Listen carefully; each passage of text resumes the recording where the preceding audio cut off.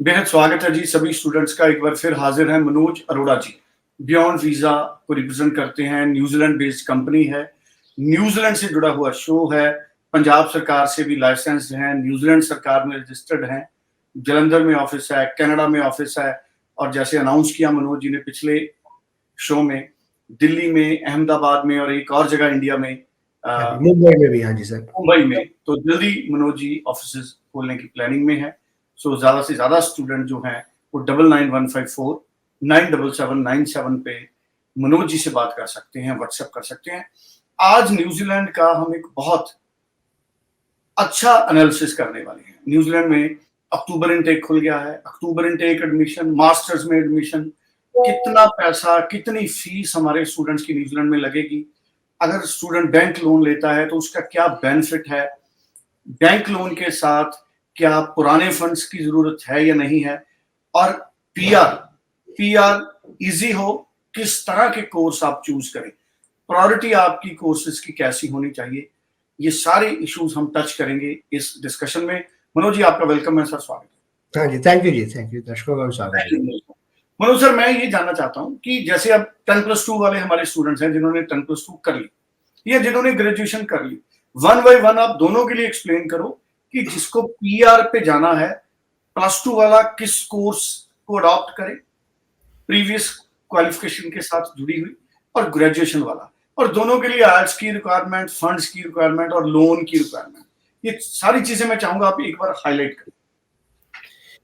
हाँ जी सर, जरूर जी। हाँ जी, क्योंकि न्यूजीलैंड में जो फंड्स है वो बहुत ही क्रिटिकल रहता है आपकी फाइल प्रोसेसिंग का, तो उसमें भी हम आएंगे। लेकिन सबसे पहले बात करते हैं कि कोर्स सिलेक्शन कैसा हो ग्रेजुएट स्टूडेंट्स के लिए, खासकर कि कोर्स सिलेक्शन में आप ये देखिए कि आपको ग्रीन लिस्ट ही नहीं चूज करनी है। ग्रीन लिस्ट है, जरूरी है। ग्रीन लिस्ट का मतलब है कि आप उसमें यहाँ पे थोड़ी डिमांड ज्यादा है उन ऑक्यूपेशंस की, लेकिन क्राइटेरिया जो पीआर का उसमें भी आपको जॉब जरूर चाहिए। उस फील्ड की आप स्टडी कर लेंगे, लेकिन जॉब उसी फील्ड की जब तक नहीं मिलती तो आप पीआर नहीं अप्लाई कर पाओगे।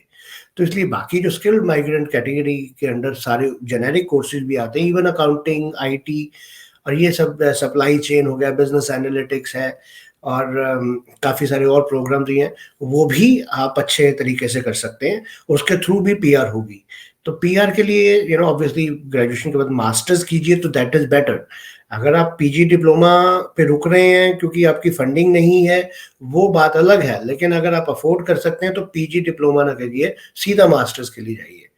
आपकी कई बार होता है कि एलिजिबिलिटी भी नहीं बनती है, तो ठीक है कि एक बार मास्टर की डायरेक्ट नहीं है लेकिन पीजी डिप्लोमा से शुरू करना पड़ रहा है, तो उसको बाद में मास्टर्स में कन्वर्ट करना है। लेवल 8 को लेवल 9 में लेके जाना है। लेवल 8 का आपका जो जीपीए अच्छा होगा तो आपको लेवल 8 में उसके क्रॉस क्रेडिट मिल जाएंगे। तो 120 पॉइंट का जो एक साल का प्रोग्राम रहता है पीजी डिप्लोमा का, और 180 पॉइंट की, 180 क्रेडिट की मास्टर रहती है। तो हम ये कहना चाहते हैं कि कोई भी सिलेक्शन जो है कोर्स की, इट शुड बी इंडिपेंडेंट। वो करिए जो आप कर सकते हैं, अच्छे तरह से आप करना चाहते हैं। वो बाकी जॉब्स तो फिर वही मिलेगी जो आपको स्किल्स हो, आप जैसी पर्सनालिटी के साथ मैच होगा। आपकी पर्सनालिटी के साथ अगर कुछ मैच नहीं हो रहा फिर भी आप ग्रीन लिस्ट कहते हैं ना फोर्सफुली कर रहे, तो आपको फिर वो करियर नहीं बन पाएगा आपका। तो इसके लिए ग्रीन लिस्ट में जो ऑक्यूपेशंस है, खास करके टेक्निकल प्रोग्राम्स हैं ग्रीन लिस्ट में, उनमें जरूर आप कर सकते हैं, जैसे मैकेनिकल इंजीनियरिंग, सिविल इंजीनियरिंग, और बाकी इलेक्ट्रॉनिक्स एंड कम्युनिकेशन इंजीनियरिंग वाले, वो जो बीटेक वाले प्रोग्राम। लेकिन बीकॉम वालों के लिए भी अच्छे स्किल्ड माइग्रेंट कैटेगरी वाले प्रोग्राम्स हैं, जैसे कि सप्लाई चेन है, बिजनेस एनालिटिक्स है, और हेल्थ केयर मैनेजमेंट है, हॉस्पिटैलिटी और टूरिज्म मैनेजमेंट है। उसमें 5 पॉइंट आपको पीआर के लिए जो चाहिए वो मास्टर्स के हैं, और 6ठा पॉइंट हम आपको वो बता रहे थे जैसे पिछले शो में कि 6th point is for your job offer and 1 year experience. So that's how you should be planning your journey, कि आप जहां तक हो सके मास्टर्स ही कीजिए, और उसके बाद आपको 3 साल का पोस्ट स्टडी वर्क वीजा, तो फिर 5+1 के थ्रू आप 6 पॉइंट्स ले सकते हैं। और अगर अंडर ग्रेजुएट की बात की जाए तो अंडर ग्रेजुएट में ये बहुत सोचने की बात है कि अंडर ग्रेजुएट में आपको कहीं क्लोज वर्क परमिट मिल रहा है कि ओपन वर्क परमिट मिल रहा है, ये जरूर देख लीजिए आप। क्योंकि कई प्रोग्राम्स ऐसे हैं जहाँ पे जिस चीज की पढ़ाई कर रहे हो उसी से रिलेटेड ही वर्क परमिट मिल रहा है, ओपन नहीं मिल पा रहा है। सर दोनों को जरा एक्सप्लेन करेंगे, क्लोज्ड वर्क परमिट और ओपन वर्क परमिट। जहां तक मैं समझता हूं, क्लोज्ड वर्क परमिट का मतलब है कि आप जो एजुकेशन कर रहे हैं आप उसी का काम करेंगे, और हाँ ओपन जी, वर्क परमिट का कि आप कोई भी काम करेंगे। हाँ जी, आपने सही कहा है। जैसे क्वांटिटी सर्विंग का डिप्लोमा करने पे आपको 2 साल का वर्क परमिट तो मिल जाएगा, लेकिन as a quantity surveyor only. और फिर जब आप ग्रीन लिस्ट की बात कर रहे हैं, तो क्वांटिटी सर्वेयर का जो ऑक्यूपेशन है वो ग्रीन लिस्ट में है, लेकिन उसके लिए डिग्री ज़रूरी है। तो डिप्लोमा करके उसका कोई फ़ायदा नहीं होगा। तो इसीलिए डिप्लोमा क्वांटिटी सर्वेइंग का जब तक आप डिग्री नहीं करते, तो आप ग्रीन लिस्ट के लायक नहीं बनते हो, उसके साथ एलिजिबिलिटी नहीं बनती है। और सिर्फ एक ही प्रोग्राम है जिसमें डिप्लोमा का, जैसे construction management, construction project management, वो उसमें लेवल 6 का diploma is still eligible for your green list PR pathway, जिसमें स्ट्रेट टू रेजिडेंस वाला पाथवे है। लेकिन उसमें ये है कि 2 साल के डिप्लोमा के बाद आपको जॉब मिलेगी, क्योंकि diploma is only starting point. तो उसके लिए कहीं ना कहीं वो कंपनी कहती है कि नहीं भाई, ठीक है आप डिप्लोमा वाले हो, ठीक है भैया फाइन, लेकिन हमें तो डिग्री वाला बंदा चाहिए। तो इसके लिए don't get influenced only by this कि नहीं जी ग्रीन लिस्ट में ऑक्यूपेशन है। ऑक्यूपेशन ग्रीन लिस्ट में है, लेकिन उसके साथ जो जुड़ी जुड़ी कंडीशंस हैं वो हम बच्चों को कह रहे हैं कि वो थोड़ा सा ध्यान से डिसीजन ले लें। ये तो होगी कोर्स सिलेक्शन की बात। और उसके बाद फंड्स भी बहुत इंपॉर्टेंट हैं। जैसे कई बच्चे कहते हैं कि ठीक है, मास्टर्स वाले जो बच्चे खास करके कि सर हमें एजुकेशन लोन मिल जाएगा, तो फिर फंड्स कितने चाहिए। तो अगर आप एजुकेशन लोन ले रहे हैं मास्टर्स के लिए, जो आपकी 1.5 साल की मास्टर्स की, जैसे यहाँ पे सपोज सर $45,000 की फीस रहती है ऑकलैंड में मास्टर्स डिग्री की 18 महीने की, जिसमें से 30,000 हमने पहले देने हैं, 15,000 बाद में देने हैं। ये मैं ऑकलैंड की बात कर रहा हूँ। वही जो ऑकलैंड से बाहर है उसमें $39,000 है। $26,000 पहले है, $13,000 बाद में है। तो ये आप बैंक से लोन ले लें, पहली डिसबर्समेंट पहली साल की फीस की होगी, और जो 6 महीने की फीस की डिसबर्समेंट है वो 12 महीने बाद होगी। तो ये तो होगी आपकी फीस। फिर बाद में आते हैं लिविंग एक्सपेंसेस कैसे शो करने हैं। तो जो पहले साल के $20,000 लिविंग एक्सपेंसेस और $2,000 आउटबाउंड ट्रेवल के, तो ये $22,000 आपको 6 महीने पुराने चाहिए।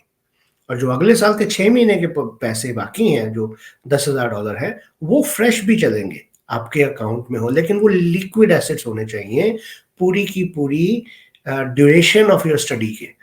तो दैट इज वेयर जितनी एक तरीके से जितना हवा न्यूजीलैंड का बन रहा है कि फंडिंग फंडिंग, तो लेकिन मास्टर्स के लिए काफ़ी सारे बैंक्स लोन देते हैं।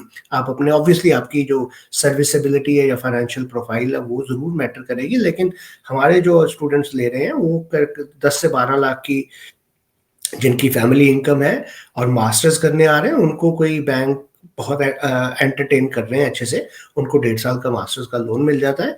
आप उसमें एक बार पहली बार आपने डिसबर्स कर दिया, आपका वीज़ा आ गया, तो उसको आप, अगर आपके फंड्स फ्रेश हैं आपके पास लेकिन पुराने नहीं हैं, तो आप वो एक बार फीस चली गई तो आप उसको रीपे कर दीजिए। कि अगर आपको लग रहा है कि हमने अननेसेसरीली इंटरेस्ट नहीं पे करना है, लेकिन उसमें सर एक मैं थोड़ा सा टेक्निकली, हम लोग not an expert, tax expert, लेकिन कईयों ने बताया है मुझे, पेरेंट्स ने, कि अगर आप अपने आप को as a guarantor sign in करते हैं उसमें, अगर लोन स्कीम में, तो आपको इनकम टैक्स में भी कुछ ना कुछ रिबेट मिलता है। तो ये सब चीजें हैं जो ध्यान में रखने वाली हैं। तो इसमें कोर्स सिलेक्शन और उसके बाद ये जो फंडिंग की कैसे प्लानिंग करनी है, तो ये बहुत क्रिटिकल चीजें हैं, ये दो हैं। और फिर उसके बाद आता है कि भाई वीजा फाइलिंग कैसे करनी है। तो वीजा फाइलिंग में भी हम 3 तरीके की उनको एक्सप्लेनेशन लेटर्स पहले ही लिख के देते हैं सर। एक तो हमारी कवर लेटर जाती है कि जिसमें हम कहते हैं कि बेस्ड ऑन दिस हमने ये सारे के सारे डॉक्यूमेंट्स आपको भेजे हैं। फिर हम उसकी एक अलग से कवर लेटर लगाते हैं फाइनेंशियल की, कि हाँ भाई ये फाइनेंशियल है, इतने पैसे, पूरी प्लानिंग करके देते हैं कि इतने पैसे की चाहिए थी मुझे रिक्वायरमेंट, ये यहाँ से पैसे आ रहे हैं, ये मेरे फंड्स इस दिन से बैंक में पड़े हैं, इसकी एजिंग इतनी है। तो ये ताकि वीज़ा ऑफिसर का जितना काम आसान कर दें हम। तो और फिर आती है एसओपी। एसओपी में भी बहुत अच्छे से हमें एक्सप्लेन करते हैं कि भाई कि ये कोर्स मैंने लिया है तो क्यों लिया है, उसके फ़ायदे क्या हैं, और न्यूजीलैंड में ही क्यों कोर्स करने आ रहा हूँ मैं, और इसका कोर्स करने के बाद मैं फ्यूचर प्लान्स क्या है, और मैं न्यूजीलैंड में वापस जाऊंगा, तो न्यूजीलैंड से जब वापस जाऊंगा वर्क और एक्सपीरियंस के बाद, तो एक चीज मैं जरूर बच्चों को कहना चाहता हूँ कि एक जो कहते हैं ना कि एसओपी में क्या लिखे सर कि कोर्स करने के बाद मैं वापस आऊंगा कि वहां रुकूंगा, तो आप उनको बहुत अच्छे से उल्टा कन्विंस करो कि ये इंटरनेशनल एजुकेशन का बहुत एक फीचर है कि आप पढ़ाई के बाद वहां रुक सकते हो, वर्क एक्सपीरियंस ले सकते हो। तो मेरा बाहर जाने का मतलब सिर्फ एक अच्छी एजुकेशन ही नहीं, अच्छा एक्सपीरियंस भी लेना है। इसके लिए हम जो न्यूजीलैंड बेस्ड कंपनी के साथ मैंने कांटेक्ट किया, और उनकी जो 5E होलिस्टिक अप्रोच है, एजुकेशन, एंगेजमेंट, एम्पावरमेंट, एक्सपीरियंस से एम्प्लॉयबिलिटी, तो ये सब चीजें हम, this is how we work very diligently on your profile to get your visa success. बिल्कुल आपकी सही बात है। मनोज जी, मेरे जहन में एक बड़ा इंपॉर्टेंट सवाल था, हाँ जी। आपने बड़े अच्छे तरीके से सारे स्टूडेंट्स को गाइड किया। अब जिन स्टूडेंट्स ने ग्रेजुएशन की है इंडिया में, अब उनका कितना गैप है जिससे वो मास्टर्स में एडमिशन ले सकते हैं? देखिए, गैप, स्टडी गैप इन अ वे कि अगर उनका एक्सपीरियंस है तो उल्टा मास्टर्स में एडमिशन मिलना इजी है। ओके, हाँ, अगर एक्सपीरियंस है। हाँ, अगर एक्सपीरियंस तो मास्टर में मिलना इजी है कि हाँ जी ये मैंने कर लिए थे, लेकिन अब मेरी प्रोफेशनल जर्नी मैंने जो यहाँ तक किया है ठीक है, लेकिन अब मैं मिड मैनेजमेंट या लीडरशिप रोल्स के लिए जाना चाहता हूँ। अभी तक मैंने एज एन एग्जीक्यूटिव या एज अ टीम मेंबर काम किया है, लेकिन अब मैं मुझे करियर में बूस्ट चाहिए, इसलिए मैं मास्टर्स करने जा रहा हूँ। तो उसमें कॉलेज भी अच्छे से आपको एडमिशन देता है और इमिग्रेशन भी आपका करियर प्रोग्रेशन समझती है।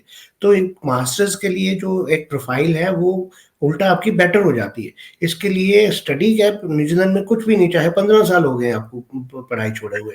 उसमें एक चीज मैं जरूर कहना चाहता हूँ, तो उसमें हम, हमारा जो एक स्टडी रेडी प्रोग्राम है जिसमें हम ये एसओपी में लिखते हैं कि मैंने 10 साल पहले पढ़ाई छोड़ दी थी, तब की पढ़ाई के मेथड ये वो सब कुछ और थे, कंप्यूटर्स ही नहीं थे तब तक, तो असाइनमेंट्स और ये सब कुछ, और ये तो बहुत मुश्किल है। तो ये जो गैप आया है मेरा स्टडी में, I am still good learner, लेकिन जो मेरे टेक्निक्स जो हैं स्टडी वाली, वो मैंने टर्शरी स्टडी स्किल्स दोबारा से सीखने के लिए मैंने बियॉन्ड एजुकेशन का स्टडी रेडी प्रोग्राम में एनरोल किया हुआ है। उसका हम एनरोलमेंट सर्टिफिकेट साथ लगाएंगे और फिर थोड़ी देर बाद हम उनको अपडेट करेंगे कंप्लीशन सर्टिफिकेट के साथ भी, क्योंकि हमें, देखिए, हम आपकी फाइल लगाने वाले वीजा कंसल्टेंट नहीं है, हम आपका सक्सेस देने वाले कंसल्टेंट हैं। इंटरनेशनल एम्प्लॉयबिलिटी एक्सपर्ट का जो आप हमें बहुत देते हैं, हमें क्रेडिट देते हैं, हम उसकी चीज के लायक बनना चाहते हैं, ताकि जो एक क्लियर पॉइंट ऑफ डिफरेंस आए, और हम ये ओपनली ट्रांसपेरेंट ये बातें स्टूडेंट को बताते हैं। इसमें कोई ट्रेड सीक्रेट वाली बात नहीं, किसी और से भी कंसल्टेंट से आपकी बात होती है तो कम से कम, हमने तो खुद से एक 30 क्वेश्चन की लिस्ट प्रिपेयर की हुई है हमारी वेबसाइट पे, स्टूडेंट उसको डाउनलोड करके और खुद भी एक अपने आप से क्वेश्चन पूछे कि मैंने जिंदगी का सबसे बड़ा जो फैसला लेना है, हम तो आज तो बात न्यूजीलैंड की हुई है, लेकिन कहीं भी किसी भी कंट्री में जाना है, क्योंकि हमारा एसोसिएट ऑफिस टोरंटो में भी है, हम ऑस्ट्रेलिया में भी ऑपरेट करते हैं, क्योंकि ये सारी जो हमारी मेथोडोलॉजी है, ये इंटरनेशनल एक कंपनी के हिसाब से हमने, हमारा जो ओवरसीज एक्सपीरियंस है उसको हम बच्चों के डोर स्टेप तक ला के एक एक चीज हम बहुत डिटेल में समझाते हैं सर। ओके, और अक्टूबर इनटेक में कब तक अभी स्कोप है एडमिशन का, मास्टर्स के लिए भी और 10+2 वाले स्टूडेंट्स के लिए? हाँ, थोड़े से कुछ ऑप्शंस अभी लिमिटेड हो रहे हैं, क्योंकि कई कॉलेजेस अक्टूबर इनटेक रोल आउट कर रही हैं, कई नहीं कर रही, यूनिवर्सिटीज में भी कुछ कर रहे हैं, कुछ नहीं कर रहे हैं। तो कुछ प्रोग्राम शायद फरवरी के लिए ही ज़्यादा अवेलेबल होंगे, लेकिन उसके लिए हमें थोड़ा सा we have to be patient, 2-3 महीने इधर उधर कोई बात नहीं, लेकिन अगर अक्टूबर इनटेक के लिए आपके फंड्स रेडी हैं तो दैट इज़ फाइन, क्योंकि 6 महीने की जो कम से कम जो पहले साल के लिविंग एक्सपेंसेस तो पुराने होने ही चाहिए। एजुकेशन लोन अगर आपका हो सकता है तो आई थिंक इस महीने के अंत तक अगर हमारे पास है टाइम तो हम कर सकते हैं। आगे दो बहुत अगर कोई स्टूडेंट लोन करता है तो क्या लिविंग एक्सपेंस 6 महीने पुराने फिर तो नहीं चाहिए? नहीं, अगर आपका बैंक आपको पूरा ही लोन दे रहा है फिर तो कोई बात नहीं है। तो लेकिन जैसे मैंने कहा है कि मास्टर्स के लिए काफी सारे नेशनलाइज्ड बैंक्स, एचडीएफसी बैंक का जो एचडीएफसी क्रेडिला है या एक्सिस बैंक के जो एजुकेशन लोन के प्रोडक्ट्स हैं, आप एक अच्छे अकाउंट मैनेजर से बात कीजिए, आपको उनको बिजनेस भी चाहिए होगा आपका, तो इसके लिए वो आपको प्रॉपर गाइड करेंगे। मास्टर्स के लिए गवर्नमेंट की तरफ से कोई रिस्ट्रिक्शंस नहीं है। कुछ बैंक्स पे जो डिप्लोमा पे शायद कहीं ना कहीं प्रॉब्लम आती है, लेकिन अगर आप बैचलर्स कर रहे हैं या मास्टर्स कर रहे हैं तो बैंक्स कैन नॉट कैटेगोरिकली से नो, और उनको एज लॉन्ग एज आपकी सर्विसेबिलिटी बनती है तो आप किसी अच्छे ब्रोकर से भी बात कर सकते हैं, क्योंकि कई बार बैंक वाले ज़्यादा डायरेक्ट में जो जाते हैं तो उनको कहीं अपना वो काम ना बढ़ जाए या ऐसे वैसे नहीं वो करते, लेकिन ब्रोकर है क्योंकि उनको अपनी भी कमीशन का रहता है, तो एक अच्छे अपने फाइनेंशियल कंसल्टेंट से बात करके आप उनसे बात कीजिए तो they can fight your case with the bank कि हाँ भाई ये तो बनता है, आप किस हिसाब से उसको इनकार कर रहे हो। तो इसलिए वैसे इंडिया के बैंक्स में इतना ज्यादा कंपटीशन है, एक बार बैंक वालों को पता लग जाए कि आपको लोन चाहिए तो वो आपको आजकल फॉलो करते हैं, प्रोसीजर फॉलो करके, लेकिन आपको लोन लेना है हमेशा। ये हाँ जी, हाँ जी। वो न्यूजीलैंड में देखिए सिर्फ इसलिए फंडिंग की मैं बताता हूँ कि हमें एक्चुअली बहुत अच्छा लगता है कि हमारी गवर्नमेंट ने जो प्रोटेक्शन स्टूडेंट की प्रोटेक्शन के लिए ही है उन्होंने किया है कि भाई हम वो नहीं चाहते कि आप 2-3% पे लोन पे पैसे रख के आप रखो और फिर फाइनेंसर कोई पैसे देते रह जाओ। तो इसलिए क्या कहते हैं कि पहले ही हम आपको इतना, वो एक तरह से डिटरेंट है कि अगर पैसे फाइनेंसर से लेकर 2-3% पे लेने हैं तो उसका ही 2-3 लाख रुपया खर्चा आ जाएगा। तो दिस इज लाइक कि अगर वो उस चीज को, this is the safety measure that they want to, उनको ये नहीं है कि आपने आना है तो आप पैसे दो कहीं से भी लाओ। लेकिन न्यूजीलैंड ने बहुत सोशली रिस्पॉन्सिबल ये चीज़ की है, हमें अपनी सरकार पे बहुत इस पे अच्छा है। एज ए न्यूजीलैंडर हम इसको सपोर्ट करते हैं, क्योंकि देखिए कनाडा में बहुत सारे बच्चे सफ़र करते हैं फाइनेंशियल लॉसेस कि अगर पहले फीस भी पहले भेज दी, जीएसटी भी पहले भेज दिया, अनफॉर्चुनेटली अगर नहीं आता तो उसी चक्कर में स्टूडेंट का 1-1.5 लाख रुपए का नुकसान हो जाता है। लेकिन न्यूजीलैंड में ऐसा है कि आप पहले अपनी फाइल लगाइए, सिर्फ आपको अपने डॉक्यूमेंट्स लगाने हैं और ये प्लान देना है कि हाँ भाई this is how it will be done. तो दे सेड कि okay we are happy with this. आप उस प्लान को एग्जीक्यूट करते हुए, जैसे आपने कहा कि मैं एजुकेशन लोन से फीस दूंगा, तो एजुकेशन लोन से ही फीस देनी है। जो फंड्स आपने एप्लीकेशन में लिखे हैं कि यहाँ से जाएगा तो उसी से जाएगा, तो this said we are fine. लेकिन अगर आप उसमें कुछ चेंज करते हैं कि पहले बोल दिया कि मेरे पास एजुकेशन लोन है लेकिन फीस आपने डायरेक्ट भेज दी, तो फिर कहीं ना कहीं प्रॉब्लम आती। तो इसलिए न्यूजीलैंड की जो पॉलिसीज हैं वो आपकी फेवर में ही है। आई नो कि वीजा के लिए प्रॉब्लम आती है, लेकिन जो अच्छे बच्चे हैं उनकी सेफ गार्ड करने के लिए है कि आप अननेसेसरली फाइनेंशियल स्ट्रेस में नहीं आए, ताकि अगर आप फाइनेंशियल स्ट्रेस में है तो यहाँ आके आप रूल ब्रेक करोगे तो आपको फिर आगे जाके पीआर में भी प्रॉब्लम आएगी। तो it is good that students remain true to their visa conditions. बिल्कुल ठीक है जी। तो बड़ी अच्छी इन्फॉर्मेशन मनोज जी ने आज एक बार फिर शेयर किया। 9915497797 और हर संडे को मनोज जी हमारे साथ 11:30 पे मॉर्निंग में लाइव शो करते हैं। और न्यूजीलैंड से जुड़े हुए कोई भी स्टूडेंट है, हर संडे को, कल भी संडे को हम एक लाइव शो में, जो अगर आप सैटरडे को सुन रहे हैं तो संडे, अगर आप इस प्रोग्राम को फ्राइडे को सुन रहे हैं तब भी संडे, मतलब आप किसी भी दिन इस प्रोग्राम को सुन रहे हैं, संडे को मनोज जी 11:30 पे न्यूजीलैंड पे हम स्पेसिफिक बात करेंगे और पूरी खुल के और डिटेल में बात होगी। आपकी लाइव कॉल्स भी एक्सेप्ट होंगी। सारे स्टूडेंट पैन इंडिया से मनोज जी से उस दिन फोन पे बात कर सकते हैं। Thank you so much Manoj ji, thank you so much. So much, thank you sir, thank you.